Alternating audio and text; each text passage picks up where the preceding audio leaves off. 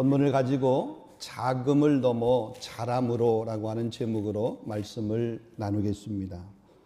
제가 몇 해 전에 한국 방문했을 때 시골에서 목회하고 있는 친구 목사의 초청을 받아서 그 교회 가서 주일 예배 설교를 한 적이 있습니다. 그 교회는 작은 농촌 마을에 있었고 예배당은 정겹고 따뜻한 분위기를 가지고 있었습니다. 예배를 준비하면서 마당을 둘러보는데 그 마당 한편에 낡은 그네가 이렇게 눈에 들어왔고 또 창고로 변한 교육관 건물이 눈에 들어왔습니다. 교육관이 창고로 변한 모습을 물끄러미 쳐다보고 있는데 그 친구 목사가 저에게 조용히 이야기합니다. 오늘은 교회 학교 아이가 한 명 올 수도 있고 어쩌면 안 올 수도 있다. 전에는 이곳이 어린이 예배하는 공간이었는데 이곳에 아이들이 참 많았었는데 이제는 동네에서 어린아이를 보기가 쉽지 않다. 이런 이야기를 했습니다.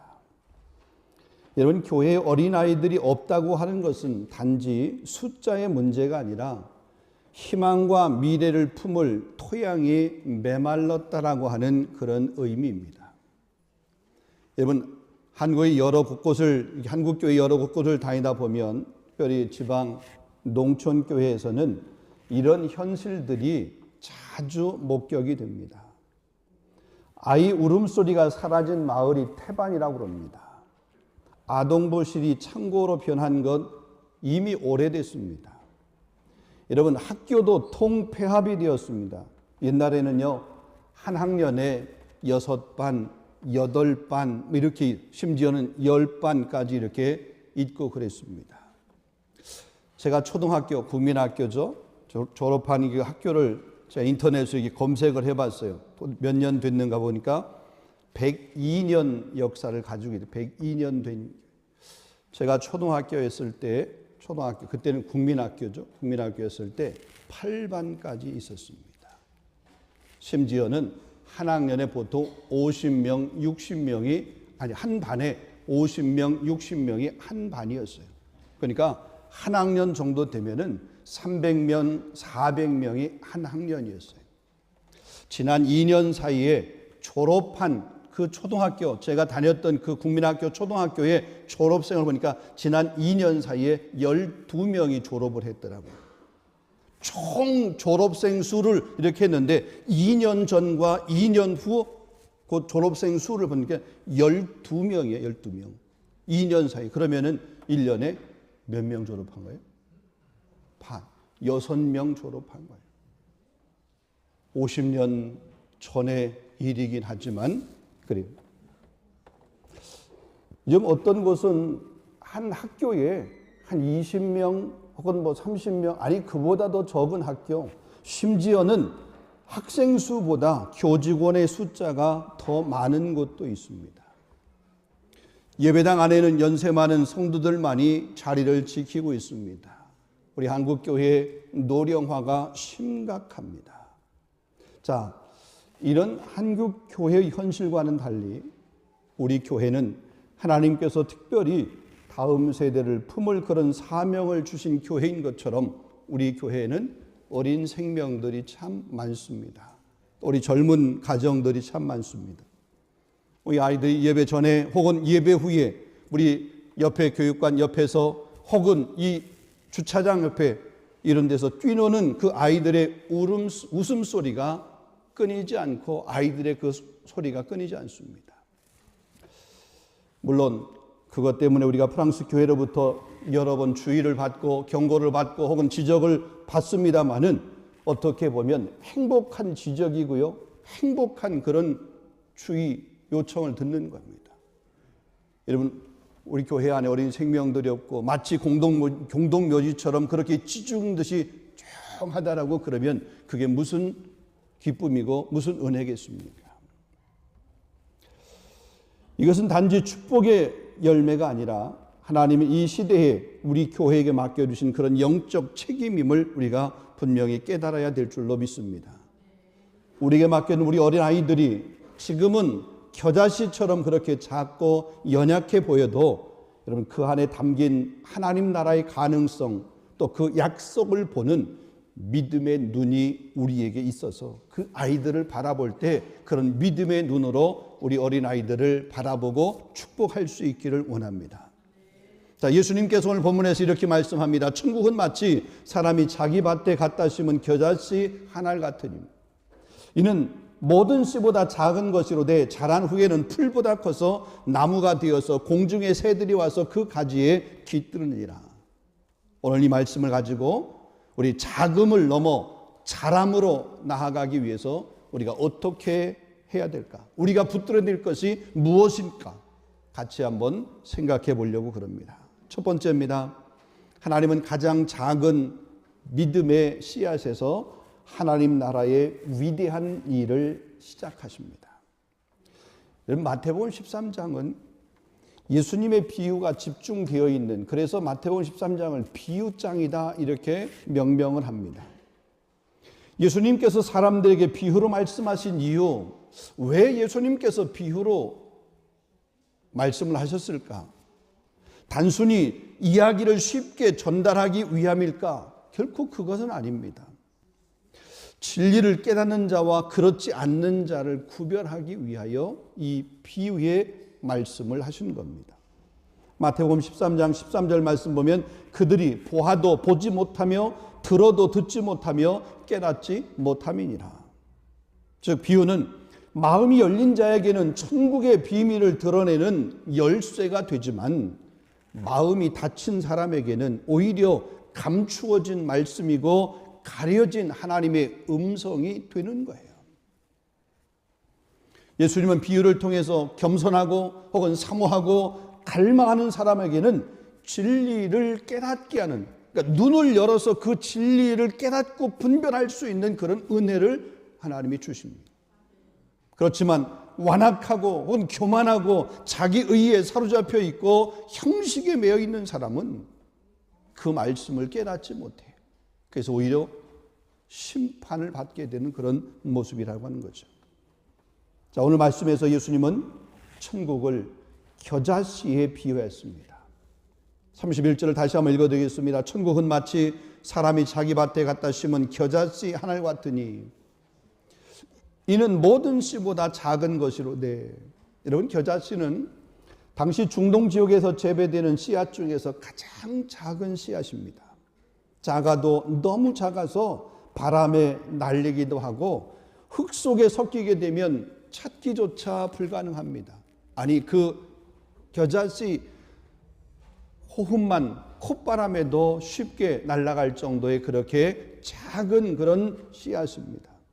그런데 예수님 말씀했습니다. 그 작음 안에 하나님의 나라 천국이 담겨 있다고 지금 예수님께서 말씀하시는, 어쩌면 눈에 잘 보이지도 않고 씨 중에서 가장 작은 그런 씨앗인데 그 씨앗 안에 하나님 나라가 담겨 있대요. 그곳에 천국이 담겨 있다. 그렇게 말씀하고 있는 거죠. 우리의 관점에서 보게 되면 보잘것없는 그런 존재일 수 있잖아요. 그런데 그 보잘것없는 그 존재 그 속에 하나님은 역사를 시작하고 하나님은 그 존재를 통해서 일하신다는 거죠. 여러분 18세기 말에 영국의 한 작은 마을에 구두를 수선하는 수선공이 한 사람이 있었습니다. 그의 이름은 윌리엄 캐리라고 하는 사람입니다. 그는 정교 교육을 제대로 받지를 못했습니다. 교회의 지도자들조차도 교회에서조차도 그를 별로 주목하지를 않았습니다. 하지만 그는 성경을 읽었습니다. 하나님께서 모든 민족에게 복음을 전하라고 하는 그런 명령, 이 말씀을 읽다 그런 명령하셨음을 그가 마음 가운데 받았습니다. 그가 선교에 대해서 열정을 나누었습니다. 그런데 주변의 사람들이 그가 선교에 대해서 열정을 나눈 그것을 별로 그렇게 대수롭게 생각했지 그렇게 중요하게 생각하지 않았습니다. 어느 한 노회에서 그가 노회에서는 그에 대해서 이렇게 말했습니다. 젊은이여, 하나님께서 이방인을 구원하시기로 작정하였다라고 그러면 당신의 도움은 필요 없어. 얼마나 무시하는 말입니까? 하나님께서 이방인을 구원하는 것, 하나님이 작정하신 그 일이잖아요. 하나님의 계획하신 그런 일이에요. 하나님께서 그걸 말씀하셨어요. 그런데 너 같은 사람은 그 일에 쓰임 받을 수 없어. 이런 거잖아요. 그 일은 당신은 도움이 될 사람이 아니야. 이런 표현한 거예요. 무시했습니다. 조롱했습니다. 그러나 이 윌리엄 캐리는 포기하지 않았습니다. 1792년에 그가 이방인의 회심을 위한 기도회와 선교회라고 하는 그런 모임을 만들었습니다. 그리고 1년 뒤에 그가 인도 선교사로 파송을 받게 됩니다. 인도 선교사로 파송을 받았지만 선교 초기에 많은 어려움들이 있었습니다. 그런데 그 선교 초기의 그 실패, 혹은 선교 초기의 그 어려움, 그 눈물 연속이었지만 결코 포기하지 않았습니다. 말씀을 번역하고 교육하고 복음을 전하고 한 알 한 알 씨앗을 심는 심정으로 그 사역을 한 걸음 한 걸음 순종하면서 지속하였습니다. 그가 번역한 성경이 40여 개 언어로 번역이 되었습니다. 그의 사역은 나중에 인도 선교회의 초석이 되었습니다. 근대 선교의 아버지라 그렇게 일컬음을 받게 되었습니다. 사랑하는 성도 여러분, 윌리엄 캐리의 출발은 그저 작고 무명의 구두 수선공이었습니다. 그러나 그 안에 하나님께서 심으신 작은 믿음의 씨앗이 있었고, 그 씨앗은 인류 역사에 길이 남을 그런 하나님 나라의 큰 나무로 그렇게 성장하게 된 것입니다. 우리 아이들도 마찬가지입니다. 지금은 우리 아이들 보면 너무 작아. 때로는 보잘것없이 보일지는 모르지만, 여러분, 우리 아이들 안에 하나님 말씀이 심겨지게 되고, 심겨진 그 말씀이 싹이 나고 자라게 될 때에 거목이 되는 그런 은혜가 있게 될 줄로 믿습니다. 이 일은 스스로 하는 것이 아니라 교회, 우리가 해야 되는 그런 일입니다. 작다고 멈추지 마십시오. 오히려 작기 때문에 우리는 심어야 됩니다. 여러분, 어리다고 무시하지 마십시오. 잘 보이지 않는다고 낙심하지 마십시오. 하나님은 지금도 작음에서 일하고 계십니다. 우리 교회 노동용 집사님이 연주를 이렇게 가시든지 혹은 한국 방문을 하시든지 꼭 저한테, 목사님 다음 주에 제가 연주를 갑니다. 얼마 동안 못 나옵니다. 다음 주에 한국에 갑니다. 연주가 있어 한국에 갑니다. 꼭 그렇게 하고 주일날 이렇게 기도를 받고 그러고 출발하십니다. 지금도 빌바오 그 스페인에 그 한 달 정도 연주 때문에 이게 출타하신 거로 그렇게 기억하고 있습니다. 여러분, 가만히 한번 보면 제가 우리 노집사님을 생각하면서 주중에 연습 잘 하고 계실까? 연주는 잘 될까? 이런 생각에 뭐냐면 기도하게 되는 거잖아요. 그러니까 노집사님을 생각을 하면 기도하게 돼요. 근데 혹시 어떤 분이 주일날 나와야 되는데 안 나오셨어. 무슨 일이지? 별 생각을 다, 심지어는 교회를 옮겼나? 뭐 이런 생각도 한번 해보고, 지난주에 오셨을 때 뭐가 이렇게 좀 얼굴이 표정이 별로 안 좋았는데 뭐가 좀 무슨 일인가? 뭐 이 화난 일이 있었나? 아니면 혹시나 우리 성도들 가운데 불편한 일이 있었나? 별 생각을 다 하게 되는 거예요. 그래가지고 기도가 나오는 게 아니라 걱정, 염려만 하게 돼요. 여러분, 작은 거예요. 주중에 어떤 일정이 있어요? 목사님 이런 일정이 있습니다. 기도해 주세요. 그러면 기도가 절로 되어져요. 생각만 해도 기도가, 왜? 기도해달라고 그러는데 안 해주면은 이건 내가 직무유기한 거잖아요. 근데 아무 연락이 없으면 걱정이 되는 거예요. 우리 조혜리가 지난주에 이 산악 자전거를 이렇게 타다가 넘어져 가지고 이 기부스를 이렇게 하고 갔어요. 한인 체육대회에 와가지고 재미있게 놀 그 아이인데 못 온 거야. 왜 못 왔나 그랬더니 이 팔이 해가지고 기부스를 하는 거예요. 얼마나 이렇게 얼마나 걱정이 되겠어요.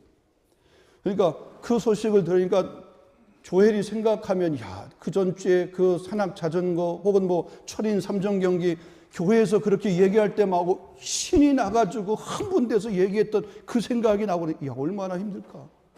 이거 기부사하고 그러면 적어도 한 3개월 정도는 꼼짝 못할 텐데 철인 3종 경기인가 그거 나가야 되는데 그러니까 그 어린아이의 그 안타까운 그 마음이 제 마음 안에 고스란히 담아지는 거예요.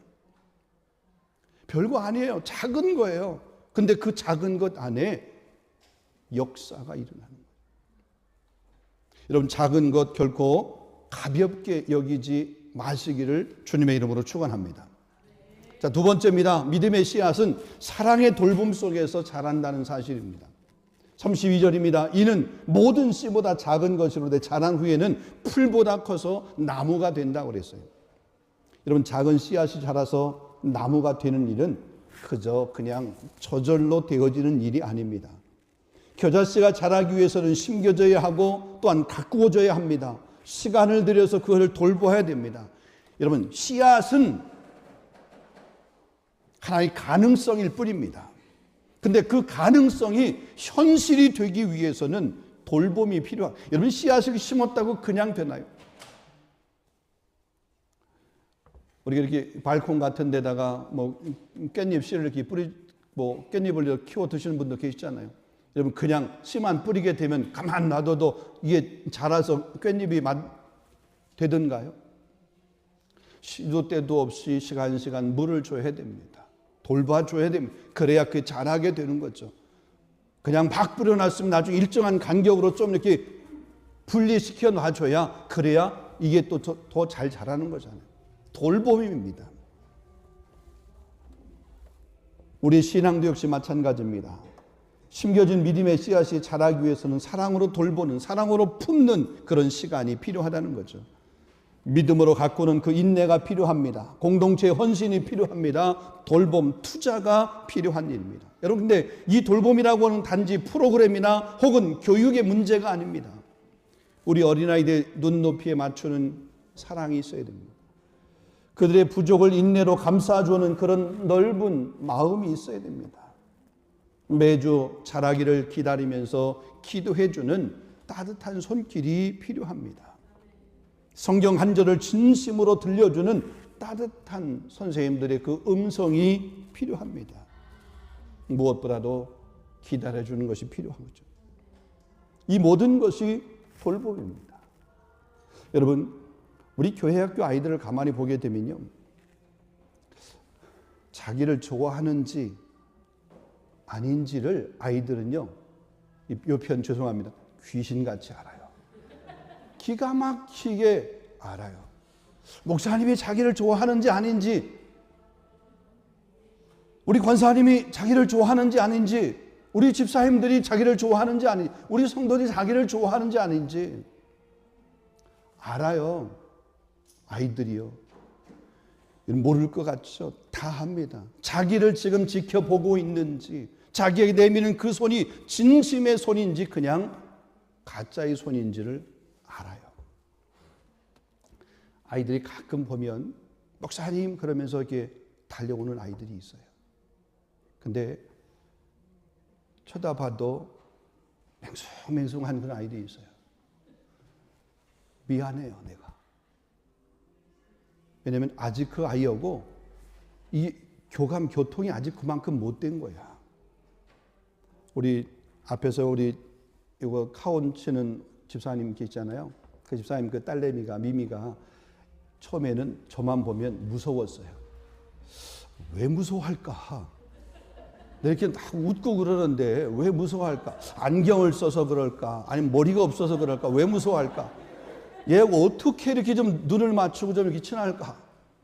근데 시간이 지나고 요즘은 이렇게 보면 웃어요. 그러고 이렇게 뭐라고 그럴까? 가끔 이렇게 쳐다보면 눈 맞추면 안 맞으면 차고 이렇게 뒤로 탁 도는 이런 것 때문에 이거 너무 귀여워 이거. 네. 그러고 있어요. 아이들도 알아요. 처음에 어색하고 그렇죠. 알아요. 우리의 자녀들, 우리 교회 학교 아이들, 우리 청소년들, 혹은 우리 심지어 우리 새가족들, 그 한 명 한 명은 하나님께서 우리 교회에게 맡기신 그런 믿음의 씨앗입니다. 그 씨앗들이 자라려고 그러면 우리의 손길, 우리의 마음이 필요한 거죠. 여러분, 처음 교회 오는 그런 일은 많은 용기가 필요합니다. 처음에 와서 마주하는 그 예배당의 환경들, 익숙했던 환경이 아니기 때문에 다른 곳에서 신앙생활 혹은 한글 신앙생활을 오랫동안 했어도 이곳 파리에 와서 혹은 낯선 교회에 와서 예배 드릴 때 그 예배당 환경에 어색할 수밖에 없습니다. 낯선 얼굴들입니다.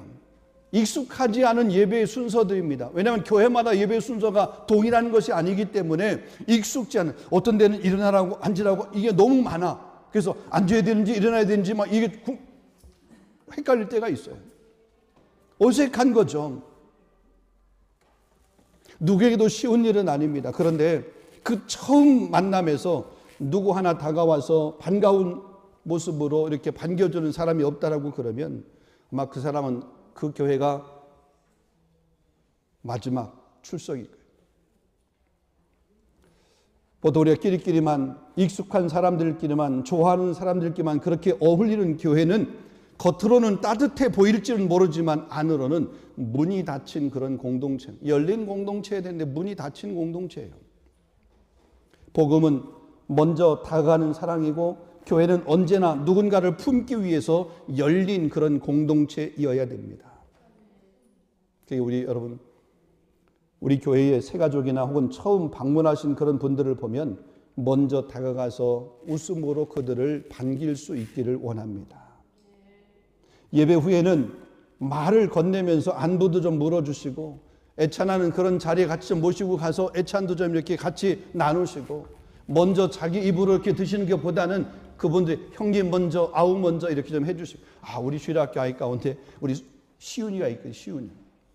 우리 시윤이는 그 애찬을 하게 되면 한쪽에는 커피 혹은 이게 차, 컵 하나에다가 또 한쪽에는 이 다과 과자 이거를 담아가지고 두 개를 들고 꼭 저한테 이렇게 와. 그래가지고 매주일 저한테 먼저 주는 거예요. 자기가 먼저 먹는 법이 없어요. 그걸 준비해가지고 와가지고 목사님 하고서 주는 거예요. 그러니까 제가 먼저 이렇게 커피를 마시려고 컵자기 따랐다가도 이거 집사님 드세요. 그러고서 그 시온이 거를 받아. 얼마나 귀여운지 감동이에요. 감동. 아마 집에서 엄마가 막 협박으로 막 이렇게 시켰나? 하라고? 어떤 계기에 시작했는지는 모르겠어요. 그런데 매주일마다 보면은 그 아이가 그걸 들고 오는 거예요. 들고 와요. 감동 아니에요? 여러분, 애찬을 하실 때도 앞에 낯선 분이 계시고 혹은 처음 오신 분이 계시면은 그냥 따라서 먼저 자기 입으로 이렇게 하지 마시고 아니면 드세요. 그렇게 권할 수 있는 그런 모습. 그 모습이 그게 공동체잖아요. 그게 서로 하나됨의 그런 모습이잖아요. 젊은 사람들은 우리 권사님 혹은 이렇게 집사님 어른들을 이렇게 좀 먼저서 또 어른들은 또 우리 젊은 학생들, 젊은 청년들을 또 이렇게 하고 그래서 형님 먼저, 아우 먼저 이런 모습이 돼야 될 때 그게 더 아름다운 돌봄과 그런 사랑의 모습 아닐까. 예배할 때든지 애찬할 때든지 혹은 그 어떤 것을 할 때든지 함께 하자라고 함께 앉자라고 그렇게 한마디 건네는 것, 그것이 바로 사랑의 돌봄이고 겨자씨 같은 섬김의 시작이라고 하는 것입니다. 우리가 이렇게 서로를 품고 새로운 이들을 따뜻하게 맞이하는 교회가 될 때에 사랑으로 돌봄을 실천하게 될 때에 그 안에서 믿음의 씨앗이 자라게 되고 하나님께서 기뻐하시는 그런 공동체로, 부흥하는 공동체로 건강하게 단단하게 세워져가는 우리 파리 3일 장로교회가 될 줄로 믿습니다. 마지막 세 번째입니다. 자람은 머무르지 않고 하나님 나라를 계속해서 품게 됩니다. 자, 예수님은 겨자씨 부의 마지막 장면에서 이렇게 말씀하셨습니다. 자란 후에는 풀보다 커서 나무가 되고 공중의 새들이 와서 그 가지에 깃들이느니라. 자, 여기서 우리가 중요한 하나의 모습을 볼 수 있습니다. 씨앗은 이제 단지 식물 풀이 아닙니다. 바람 앞에 흔들렸던 그 작은 존재였는데 그것이 자랐습니다. 이제는 그 자란 것이 나무가 돼서 새들이 와서 거기에 깃드는 거예요. 그 나무는 자신을 위해 자란 것이 아니라 다른 생명을 품기 위해 다른 이들에게 쉼의 터전, 쉼의 그 처소를 제공해 주기 위해서 그렇게 자란 것이에요. 이것이 하나님 나라의 자람이라고 하는 겁니다. 하나님은 우리의 자녀를 단지 잘 되게 하시려고 하는 것 그것만은 아닙니다. 여러분, 잘 되어야 되죠. 우리의 자녀들이 잘 되어야 됩니다. 우리 중학교 아이들이 잘 되어야 되고 우리 청소년들이 잘 되어야 됩니다. 근데 단지 그들이 잘 되는 것만이 하나님의 목적 혹은 교회가 그들을 이렇게 양육해야 되는 그런 목적은 아니에요. 잘 돼야 되지만 누군가를 품고 혹은 길을 잃은 이들에게 그늘이 되어주고 목마르고 가란 그런 영혼들에게 시원한 생수를 나누어주며 복음의 향기를 그렇게 나타낼 수 있는 그런 사람으로 자라가도록 그렇게 서도록 이끌어야 돼요. 하나님께서 그렇게 하시는 거죠. 그래서 믿음의 성숙은 결코 나만을 위한 완성이 아니라는 것입니다. 성숙한 믿음은 반드시 다른 일을 품는 그늘이 되고 삶을 회복시키는 그런 가지가 되며 하나님 나라의 쉼을 전하는 그런 나무가 된다는 사실이죠. 그 씨앗을, 그 어린 씨앗을, 그 작은 씨앗을 하나님께서 우리에게 맡겼습니다. 우리 교회에게 맡긴 거죠. 여러분에게 맡겼습니다. 그러면 그것을 우리가 해내야 되잖아요. 그 맡긴 사명을 우리가 감당을 해내야 되는 거잖아요. 여러분, 성경을 현대어로 번역해서 메시지 성경의 저자로 유명한 우리 영성가인 유진 피터슨이 이런 시편과 함께 걷는 믿음의 길이라고 하는 책에서 이런 말을, 신앙은 단순히 완성되는 일이 아니라 말씀과 기도, 공동체 속에서 하나님 나라를 향해서 천천히 그러나 확실히 자라가는 삶의 영역이다 그랬습니다. 그렇습니다. 하나님은 우리의 믿음을 단번에 큰 나무로 그렇게 만들지 않으십니다. 그분은 우리에 대해서는 기다리십니다. 돌봄 속에서 자라나기를, 때로는 눈물과 기도로 성장하기를, 또 다른 생명이 와서 쉬게 되기를 그렇게 조용히 기다리고 계시는 거죠. 그래서 우리 안수 입사님들을 통해서 다른 사람들이 쉼을 얻을 수 있고, 우리 권사님들을 통해서 우리 다른 성도들이 쉼을 얻을 수 있고 위로를 경험할 수 있고, 우리 교회 집사님, 우리 암선교회, 여선교회 임원 리더들을 통해서 우리 회원들이 쉼을 얻을 수 있는 이런 모습, 그런 모습으로 우리가 자라가야 되는 거죠. 우리 안에 작은 씨앗이 심겨졌습니다. 그 작은 씨앗 그대로 있으면 안 됩니다. 자라가야 됩니다. 그런데 이 자람은 나만을 위한 것이 아니에요. 다른 사람을 위한 거예요. 공동체를 위한 겁니다. 다음 세대를 위한 것입니다. 말씀을 맺도록 하겠습니다. 사랑하는 우리 성도 여러분, 하나님은 오늘도 가장 작은 믿음의 씨앗에서 가장 위대한 하나님 나라의 일을 시작하십니다. 지금 우리 손에 맡겨진 우리 다음 세대, 우리 자녀 세대, 그 아이 하나를 볼 때에 그들은 마치 겨자씨와 같습니다. 우리가 심고, 우리가 돌보고, 때로 우리가 기다려줄 때 반드시 하나님은 그 씨앗을 자라고 성장하도록 그렇게 만들어 주실 줄로 믿습니다. 그러기에 자금 때문에 낙심하지 마십시오. 돌봄을 멈추지 마십시오.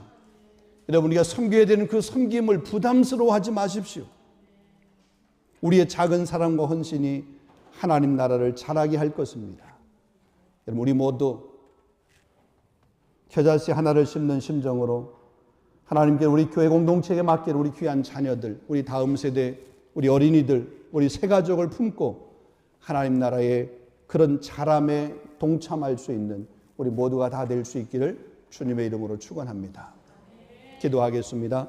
거룩하신 아버지 하나님 감사합니다. 오늘 우리의 귀한 말씀을 주시고 특별히 우리 어린이 주일을 맞이해서 하나님께서 우리 공동체 안에 허락하신 어린 생명들, 귀한 생명들, 저들은 지금 겨자씨 한 알처럼 그렇게 작은 그런 존재지만 그러나 그 작은 존재 안에 하나님 나라의 그 비밀을 숨겨놓으셨다라고 그랬는데 이들이 하나님 나라의 그런 비밀스러운 존재로 성장을 해가야 되는데 우리가 저들을 잘 양육할 수 있도록, 잘 섬길 수 있도록, 잘 돌볼 수 있도록, 잘 교육할 수 있도록 하나님 우리 교회와 우리 성도들에게 이런 은혜를 더하여 주시옵소서.